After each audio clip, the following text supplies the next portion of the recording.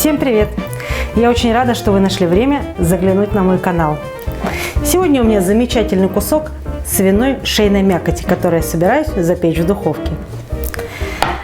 Ну а чтобы мясо получилось очень сочным и нежным, нужно произвести с ним некоторые манипуляции, а именно его нужно изрядно нашпиговать чесноком.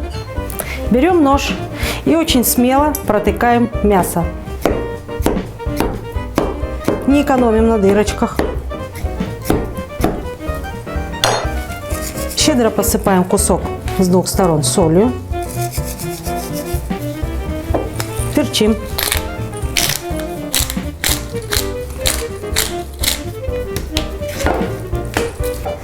Немного перца я покручу на тарелку. Ну а теперь приступаем к нашпиговке нашей свининки. Каждую дырочку я очень тщательно пальчиком солю и перчу. И так поступаем с каждым отверстием.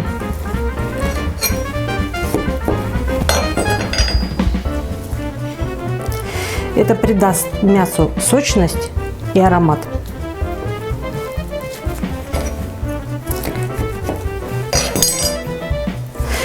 Я думаю, что так поступить можно с любым куском мяса, но мне очень нравится свиная шея. Мясо здесь всегда сочное, в меру жирненькое, нежное. Небольшой массаж.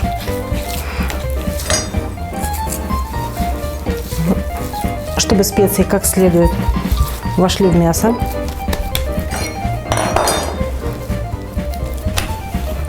Теперь запаковываем наше мясо в рукав для запекания.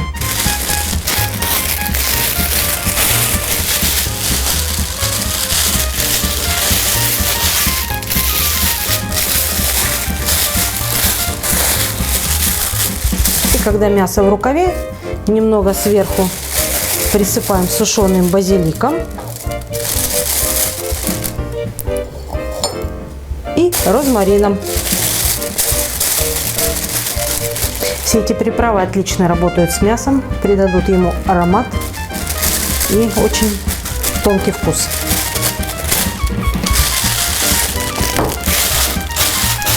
Укладываем мясо в жаропрочную форму, делаем несколько проколов и в духовку.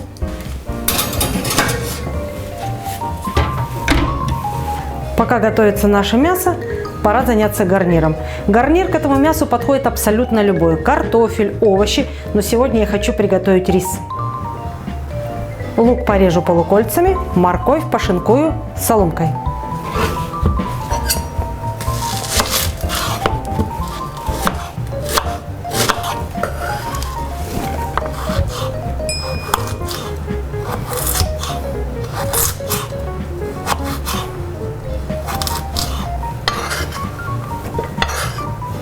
Ставим сковороду на огонь, чтобы обжарить наши овощи.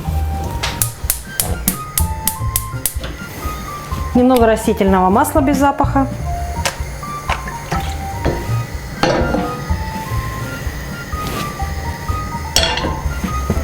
Сначала отправляем на сковороду лук.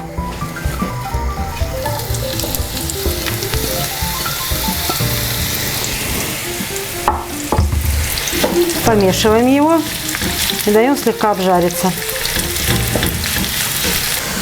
Лук уже начинает румяниться, пора добавлять специи. Это обязательно должны быть куркума, она придаст цвет, паприка и обязательно барбарис. Но барбарис добавим позже. Пока куркума и паприка.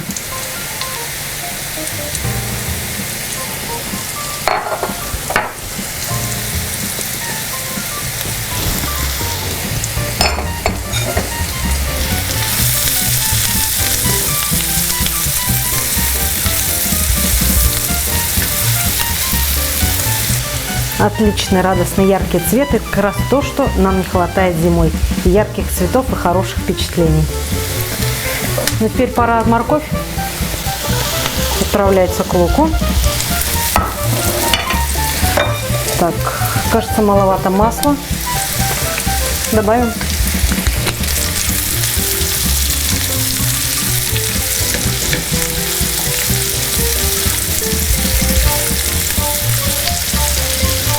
Морковь обжарилась, пора отправлять на сковороду рис.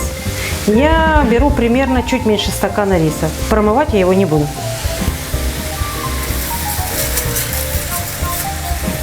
Почему меньше стакана? Потому что рис у нас заливаем водичкой. Когда приготовится, он увеличится у нас ровно в 3 раза. Накрываем крышкой. Нам придется потом несколько раз добавить водички, чтобы рис все время был чуть-чуть покрыт водой. Поэтому, возможно, 1 или 2 раза мы добавим воды. А одновременно будем пробовать на соль. Ну а пока ждем. Теперь самое время добавить к рису барбарис.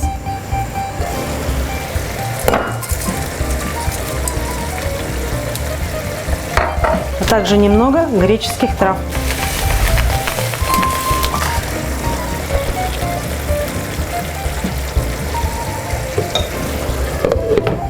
Накрываем крышкой и наблюдаем. Мое мясо практически готово, но я хочу, чтобы оно имело более румяную аппетитную корочку. Поэтому сейчас я достану его из духовки, вскрою пакет и отправлю обратно в духовку.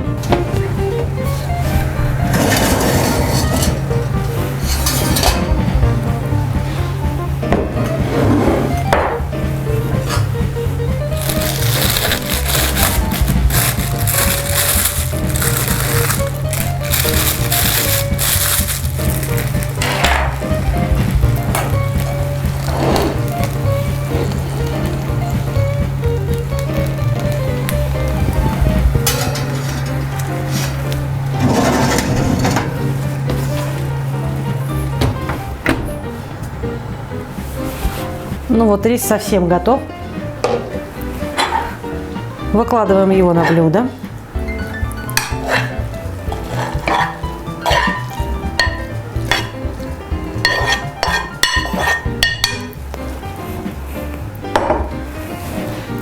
Он получился достаточно рассыпчатым, как вы видите. Пахнет супер аппетитно. Посыпаем зеленью. Я выбираю петрушку для риса. Кажется, она подходит больше всего.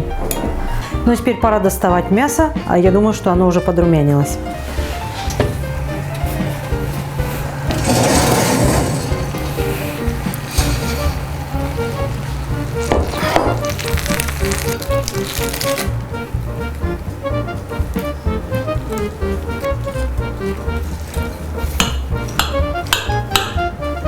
Режется как по маслу.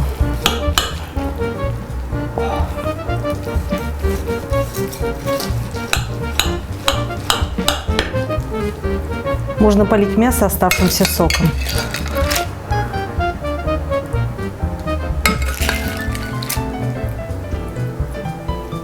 Ну, посмотрите, роскошное блюдо для праздничного стола, абсолютно беспроигрышное, сочнейшее, нежное мясо, необыкновенной вкусоты, аромат не описать словами.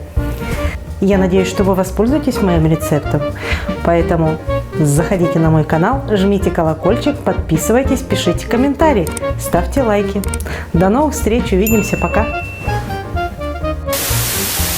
Возьми ее в руку.